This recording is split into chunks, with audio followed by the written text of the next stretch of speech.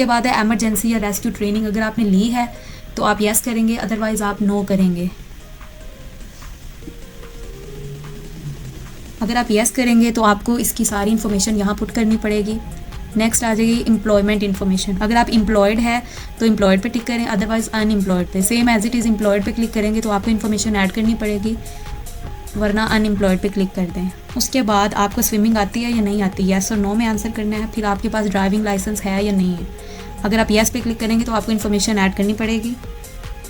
फिर आ जाती है कि आपने रेस्क्यू 1122 में करंटली अप्लाई किया हुआ था, यानी आप उसके सर्वियर थे या नहीं थे। फिर आर्मी ऑफिसर यानी पाक आर्मी में आपने सर्विंग दी है या नहीं दी। अगर आप येस करेंगे तो इन्फॉर्मेशन देनी पड़ेगी और करंट ऑक्यूपेशन आपका क्या है वो लिखने के बाद आपने यहाँ पे टिक कर देना है और सबमिट कर देना है। जैसे ही आप इस पर सबमिट करेंगे तो आपके सामने जो है ये ओपन हो चुका है। Thanks, you have successfully completed your profile, please select your desire post. अब आप अपनी